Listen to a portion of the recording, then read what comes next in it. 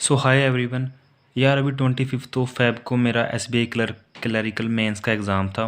तो मैं आपको थोड़ा सा एनालिसिस दे देता हूँ कि हाँ भी कौन सा सेक्शन कैसा आ रहा है। ठीक है, जिनका 4 मार्च को एग्ज़ाम है उनके लिए ये थोड़ा सा वीडियो हेल्पफुल हो जाएगी। तो जिनका 4 मार्च को एग्ज़ाम है वो वीडियो को लास्ट तक ज़रूर देखना, आपको काफ़ी हेल्प इस वीडियो से मिलेगी। एक प्रॉपर एनालिसिस मैं इस वीडियो में आपको देने वाला हूँ। तो हम बात करते हैं भाई, सबसे पहले सेक्शन खुला है जीके। ठीक है, और जीके में जो करंट अफेयर हैं वो जनवरी मंथ के काफ़ी करंट अफेयर उन्होंने पूछे हैं। ठीक है, और जैसे एक तो करंट अफेयर होता है कि इजी पूछना, इसमें मुश्किल बना के करंट अफेयर पूछा गया। जैसे जो स्टेटमेंट वाइज आते हैं ना कि हाँ भाई कोई भी मेमोरेंडम हुआ है किसी कंपनी और किसी बैंक के बीच में, तो उसमें स्टेटमेंट डाल दी 2-3, फिर उसके आगे ऑप्शन कि only one and two, 1, 2 and 3, none of the above. तो इस तरीके का मतलब इन्होंने एग्ज़ाम जीके का बना रखा था, जिसमें से मैक्सिमम क्वेश्चन जनवरी मंथ के थे। उसके बाद दिसंबर के भी कुछ क्वेश्चन थे, ऐसे 2-3 क्वेश्चन तो ऐसे सितंबर के भी थे, पर मैक्सिमम जनवरी के जी। और मैं आपको बता देता हूँ जो फाइनेंशियल अवेयरनेस है उसके भी क्वेश्चन आए थे। जैसे जैसे सीधा पूछा होता कि इन्फ्लेशन का जो अपर टॉलरेंस लेवल है, 5 से 6 क्वेश्चन ऐसे डायरेक्ट फाइनेंशियल अवेयरनेस के भी थे। वो अगर आपने कभी एक बार भी पढ़ रखी है तो वो और आप आराम से कर दोगे, उसकी टेंशन मत लेना। मेन बात है करंट अफेयर काफ़ी मुश्किल टाइप के आए हुए थे यार। ठीक है, जिसमें वैसे तो चलो लोगों ने सारे पढ़ रखे होंगे अक्टूबर से लेके फरवरी तक। तो जिनका 4 मार्च को एग्ज़ाम है ना, तो वो जनवरी और फरवरी ये 2 महीने तो बहुत अच्छे से करके जाना। अब करना कैसे है वो मैं वीडियो के आपको लास्ट में बता दूंगा। ठीक है, और इसमें जैसे ना फाइनेंशियल करंट अफेयर होते हैं जो बैंकिंग से रिलेटेड, वो काफ़ी आए होते हैं। जैसे आरबीआई एसबीआई से रिलेटेड। ठीक है, बैंकिंग के करंट अफेयर हैं जो उनसे रिलेटेड है, मतलब टफर साइड में था ये जीके का जो सेक्शन है। ठीक है, और मेरा तो सेकंड शिफ्ट में था एग्ज़ाम, वो थोड़ा सा फर्स्ट शिफ्ट के मुकाबले थोड़ा सा और टफर बताया गया कि हाँ भाई थोड़ा सा मुश्किल है। उसके बाद हम करते हैं भाई इंग्लिश की बात। यार मुझे तो ना इसमें इंग्लिश भी थोड़ी सी मुश्किल लगी। अब मैं क्यों कह रहा हूँ मुश्किल, मैंने IBPS PO मेंस दिया है। ठीक है, उसमें इंग्लिश में मैं सारे के सारे अटैम्प्ट करके आया था। मतलब उसमें 35 क्वेश्चन थे। ठीक है, 40 मार्क्स का। ठीक है, वो था सेक्शन। तो उसमें मैंने 35 के 35 क्वेश्चन कर दिए थे, और वो भी टाइम से 3-4 मिनट पहले ही कर दिए थे। मतलब इतनी आसान इंग्लिश उसमें आई थी। तो इस उसमें जैसे फिल इन द ब्लैंक्स आया हुआ है ना, वो 1 वर्ड है। ठीक है, 1 word fill in the blanks, इसमें 2-2 वर्ड्स फिल इन आए हुए थे। तो आप समझ सकते हैं कि इसमें थोड़ा सा मुश्किल था। अब जैसे मैं बता देता हूँ, दो आरसी आए हुए थे। एक इकोनॉमिक बेस्ड था। ठीक है, उसमें डेटा वगैरह दिया हुआ था कि हाँ भाई डेटा जैसे वो होता है ना, क्लोज टेस्ट होता है, हाँ बीच बीच में हमने फिल करना है, उस टाइप का आरसी था एक। और दूसरा आरसी था एक्सप्लोजिव को लेकर। एक्सप्लोजिव मैन्युफैक्चरिंग होती है जो कंट्रीज में, वो कितना प्रॉफिट कमा रहे हैं। ठीक है, और क्या क्या प्रॉब्लम आती हैं इसमें, और फिर क्या करना चाहिए, इस तरीके से रिलेटेड था। मतलब दोनों ये समझने आसान नहीं थे। अगर आप डेली प्रैक्टिस करते हो, डेली की इंग्लिश पढ़ते हो, ठीक है, और सेक्शनल मॉक वगैरह इंग्लिश के आपने अच्छे दिए हैं, तभी आपको थोड़ा सा कर पाओगे। इसलिए नहीं तो इसमें आप फंस सकते हो, क्योंकि थोड़ा सा मुश्किल बना रखा था इन्होंने। उसके बाद आए हुए थे जो सेंटेंसेस रिशफल होते हैं, बीच में वर्ड डालने होते हैं, ABC BAC इस तरीके के। ठीक है, रीअरेंजमेंट थी। अब रीअरेंजमेंट भी ईजी मैं आपको बताता हूँ। जैसे जैसे मान लो एक सेंटेंस दे रखे हैं, ठीक है, उनके आगे ऑप्शन है ABCDE। ठीक है, तो फिर BCDEA ऐसे, मतलब 3 सेंटेंस है और आगे ऑप्शन है कि इनमें से कौन सा सही है।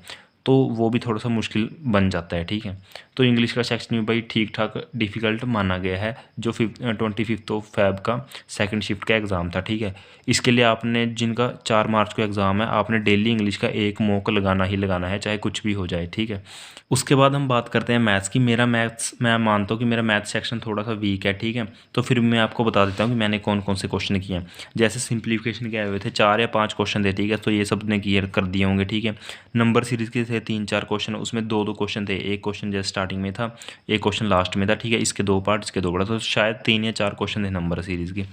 ठीक है, उसके बाद जो अलजेब्रा के क्वेश्चन होते हैं, क्वाड्रेटिक इक्वेशन के होते हैं कि sum of root and product of roots है ना, तो एक वैल्यू देगी उसमें, तो उसका आगे निकालना है। तो इस तरीके के 3-4 क्वेश्चन। और अर्थमेटिक के काफ़ी क्वेश्चन थे, डेटा सफिशियंसी के क्वेश्चन थे। ठीक है, उसके बाद डीआई की बात करें हम, तो जो एक एक डीआई थी, मेल और फीमेल का परसेंटेज टाइप दे रखा था उसमें, लाइन चार्ट में केसलेट थी बोट एंड स्ट्रीम्स को लेकर। ठीक है, पाई चार्ट था, उसमें परसेंटेज दी हुई थी, जैसे 78 डिग्री। ठीक है, 4/7 X%, एक्स वेरिएबल डाला हुआ था पाई चार्ट में। ठीक है, ऐसे। तो मतलब मैथ का सेक्शन इस तरीके का आया हुआ था। अब मैं आपको यहाँ पे थोड़ा सा सजेशन देना चाहूँगा कि आपको मैथ का जब जैसे 4 को आपका एग्ज़ाम है तो 5-6 दिन आपके पास हैं अभी, तो आप डेली एक मैथ का सेक्शनल मॉक ज़रूर लगाएं। अब मैं फुल मॉक की बात नहीं कर रहा, फुल मॉक में क्या होता है आपको पूरा मॉक देना है फिर उसको एनालिसिस करना है, ठीक है। सेक्शनल में क्या होगा, जैसे आपका 40 मिनट का मॉक है, जब भी आप टाइम निकालोगे तो आप सेक्शनल मॉक लगाओगे एक बार, ठीक है, या फिर सबमिट करके ही दे देना, सीधा सबमिट करना, ठीक है। उसके बाद आप सॉल्यूशन देख के चेक कर लेना है किस तरीके से कौन से क्वेश्चन किए गए हैं, ठीक है। और उसके बाद हम करते हैं रीजनिंग की। अब रीजनिंग इसमें थोड़ा सा काफ़ी इंपॉर्टेंट बन जाता है क्योंकि बाकी सेक्शन तो ठीक ठाक डिफिकल्ट थे, तो रीजनिंग में आप नंबर निकाल सकते हो यहाँ पे। अब जैसे 4-5 क्वेश्चन तो भाई वो जो कोडेड इनक्वालिटी आती है ना, हाँ भी जिसमें हम मैजिक बॉक्स सा बना के करते हैं, ठीक है, तो वो 4-5 क्वेश्चन आए थे। अब कोडिंग डिकोडिंग के 5 क्वेश्चन थे, मैं बता देता हूँ। जैसे क्वेश्चन वो नहीं होते कि ऐसा ऐसा आपको नंबर दे रखा है, ठीक है, फिर इसमें कंडीशन डाल देंगे। 5 कंडीशन डाली हुई थी कि हाँ भाई अगर फर्स्ट जो वर्ड है या लेटर है वो इवन है, ठीक है, लास्ट ओड है तो ये वाली कंडीशन फॉलो होगी। तो उन इस वर्ड को देख के पांचों की पांचों कंडीशन पढ़ के, ठीक है, फिर नया वर्ड बनाना था, उसके कोड्स दे रखे थे। इसको कोडिड मतलब कोडिंग डिकोडिंग बोलते हैं मेंस लेवल की, ठीक है। तो ये काफ़ी इजी थी, अगर आपकी प्रैक्टिस है तो बना पाओगे। और मैं बता देता हूँ रीजनिंग में भाई मतलब आसान भी चीज़ें काफ़ी हैं, पर आपकी अगर प्रैक्टिस है, आप डेली का मॉक लगाते हो या प्रैक्टिस करते हो तो अभी आप वहाँ पे सिलेक्ट कर पाओगे क्वेश्चन कि मैं कौन सा पहले करूँ कौन सा मैं बाद में करूँ। क्योंकि मार्क कर लेना कि मैंने जैसे ये मिसलिनियस क्वेश्चन थे ना, मैंने सबसे पहले यही किया, मैजिक बॉक्स वाला किया, ठीक है, कोडिंग डिकोडिंग की, ये वाली मैंने की नहीं। इनपुट मशीन ये लास्ट में थी, इसमें नंबर काफ़ी बड़े बड़े दे रखे थे, ठीक है। और उसके बाद 10 से 12 क्वेश्चन भाई लॉजिकल रीजनिंग के थे, जो मतलब काफ़ी आसान क्वेश्चन थे। आप पढ़ोगे तो आप बिल्कुल आसानी से आंसर कर पाओगे। तो इनकी अब लास्ट के 5-6 दिनों में ना इनकी प्रैक्टिस अच्छे से कर लेना। अब मैं बताऊंगा कहाँ से प्रैक्टिस करनी है, ठीक है।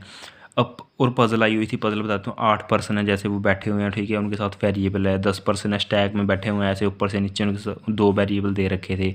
फिर date plus month plus variable वाली पजल, जैसे ऐसे नहीं होता कि हाँ भाई जनवरी सितंबर अक्टूबर दिसंबर ऐसे है। तो इस तरीके का एग्ज़ाम आया हुआ था भाई। मैंने रीजनिंग में शायद 26 अटैम्प्ट किए थे, ठीक है, और मैथ में मेरे कम से थे 15-16 अटैम्प्ट हुए हैं मेरे मैथ में, ठीक है। मेरी इतनी प्रैक्टिस नहीं थी यार मैथ की, क्योंकि IBPS PO का इंटरव्यू था, ठीक है, उसकी भी तैयारी की।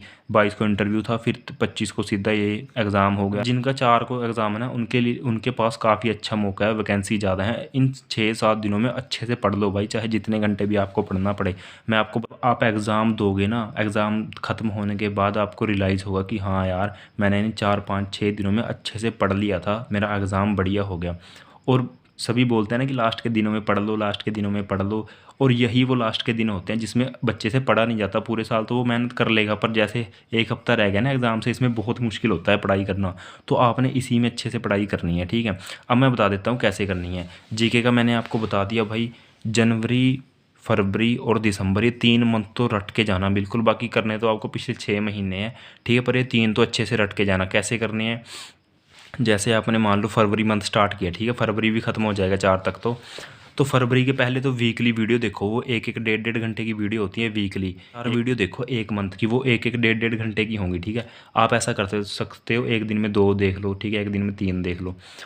तो जैसे ये पूरी ख़त्म होगी तो आपने फिर देखनी है कंपाइल्ड वीडियो पूरे मंथ की, पूरे फरवरी मंथ की बना रखी हैं, बहुत सारी पड़ी हैं। यूट्यूब पे सर्च करोगे मिल जाएगी कि फरवरी मंथ करंट अफेयर, उसमें बैंकिंग के मिल जाएंगे आपको अलग से, उसमें नॉर्मल न्यूज़ मिल जाएगी, ठीक है। तो वो देखनी है। ऐसे ही आपने जनवरी का करना है, पहले चारों की चारों वीकली देखनी है, फिर देखनी है कि पूरी, ठीक है। और वीडियो पे आपको ज़्यादा थोड़ा सा रिलाई रहना है, क्योंकि लास्ट में जो वीडियो से पढ़ा होता है ना वो याद रह जाता है थोड़ा सा। और इसमें जो बैंकिंग के करंट अफेयर है ना, ये ज़्यादा आ रहे हैं, नॉर्मल करंट अफेयर नहीं। वो पूछ रहे हैं कि भाई भारत रत्न किसको मिल गया, ऐसा कुछ नहीं पूछा उन्होंने। ये वाले थोड़े से ज़्यादा आ रहे हैं, ठीक है। बैंकिंग मुंकिंग के मेमोरेंडम ऑफ अंडरस्टैंडिंग होते हैं जो, ठीक है, और किस बैंक ने क्या लॉन्च किया है, इस तरीके के आते हैं थोड़े। तो भाई उसके ये कर लेना, ठीक है। और इंग्लिश में यार एक सेक्शनल मॉक तो आप ज़रूर लगाना, ऐसा मत छोड़ना लास्ट के दिनों में ना, क्योंकि थोड़ा सा आपकी रीडिंग थोड़ी सी इंप्रूव हो जाएगी अगर आप एक सेक्शनल मॉक भी लगाओगे। मैं पूरा मॉक लगाने की बात नहीं कर रहा, इंग्लिश के लिए 40 मिनट निकाल लेना है एक सेक्शनल मॉक के लिए, ठीक है। बाकी कुछ नहीं करना आपको, क्योंकि लास्ट दिन में आप ज़्यादा भी बर्डन नहीं ले सकते। अब मैथ की मैं बात करूँ, मैथ की ना मैं क्या करता था, मैंने हर्षल अग्रवाल सर हैं यूट्यूब पे मैंने उनसे पढ़ा है, ठीक है। उन्होंने जैसे इसका प्री ख़त्म हुआ था ना, उसके 2-3 बाद से ही भाई प्लेलिस्ट शुरू कर दी थी, ठीक है, मतलब वीडियो डालना शुरू कर दिया था SBI क्लरिकल मेंस के लिए। और भाई जैसा जैसा उन्होंने वीडियोस में पढ़ाया है ना यूट्यूब पे, सेम टू सेम डिट्टो वैसा ही पेपर आया हुआ था। वैसे ही आपको डीआई मिले, वैसे ही ये अलजेब्रा, नंबर सीरीज, सिंप्लीफिकेशन सब कुछ वैसा, अर्थमेटिक भी भाई उससे आसान ही था। पर मैं फॉलो नहीं कर पाया उसको रेगुलर। तो आप ये उस सर ने फिर 7 वीडियोस अब लास्ट में डाली हैं, तो आप अगर आपके पास टाइम है तो ये वीडियो ज़रूर देख लेना, ठीक है, हर्षल अग्रवाल सर की, आपको थोड़ा सा आइडिया मिल जाएगा। बाकी थोड़ी बहुत प्रैक्टिस डेली ही करते रहना, चाहे सबमिट करके ही, मॉक को सबमिट करके डीआई देख लेना कि हाँ भाई इसका सोल्यूशन कैसे हो रहा है, ठीक है। अर्थमेटिक के अपने थोड़े से कंसेप्ट हैं जो वो रिवाइज कर लेना, ठीक है। तो ये बहुत ज़रूरी है। अब जैसे क्वाड्रेटिक इक्वेशन होती है, ठीक है, इसमें sum of roots and product of roots, ये थोड़ा सा याद कर लेना, वहाँ पे जाकर बहुत कन्फ्यूज़न हो जाती है अगर आपने अच्छे से नहीं पढ़ा। जैसे सम ऑफ रूट्स क्या होते हैं, बी बाई ए, ठीक है। प्रोडक्ट ऑफ रूट्स क्या होते हैं, माइनस सी बाई ए। तो इसी में कई बार कंफ्यूज हो जाता है कि हाँ भाई माइनस कहाँ लगना है, बी बाई ए आएगा, यहाँ पे सी बाई आएगा। तो अच्छे से यार इन चीज़ों को थोड़ा सा ना देख के जाना, ठीक है। अब मेन बात आती है रीजनिंग की। रीजनिंग में भाई आपने जो ये लास्ट के 5-6 दिन बचे हैं ना, इनमें जो ये मैजिक बॉक्स वाला क्वेश्चन होता है ना, कोडिंग डिकोड, मतलब इसको बोलते हैं कोडिड इनक्वालिटी। अंकुश लांबा सर की वीडियो पड़ी है यूट्यूब पे, कोडिड इनक्वालिटी की, मैजिक बॉक्स से कराया हुआ है। अगर आपको नहीं आता तो अच्छे से देख के जाना, इनकी प्रैक्टिस करना है डेली की 2-3 लगाना। जितने कम टाइम में आप ये मिसलिनियस वाला पार्ट करोगे उतना ही टाइम आपके पास पजल के लिए बचेगा, ठीक है। और कोडिंग डिकोडिंग देख लेना थोड़ा सा कैसे होती है, ठीक है। मशीन का कुछ नहीं कह सकते, इनपुट ही मुश्किल भी आ जाती है, आसान भी आती है। तो इसका थोड़ा सा मैं कुछ कह नहीं सकता, ठीक है। अगर करना है तो कर लेना, नहीं छोड़ देना।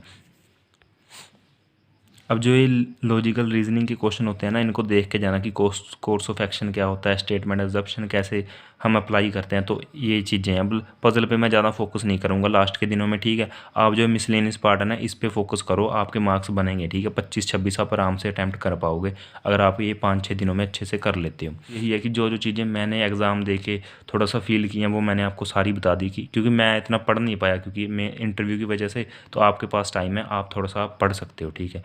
तो ऑल द बेस्ट आपको 4 मार्च के लिए, आप जिनका भी एग्ज़ाम है।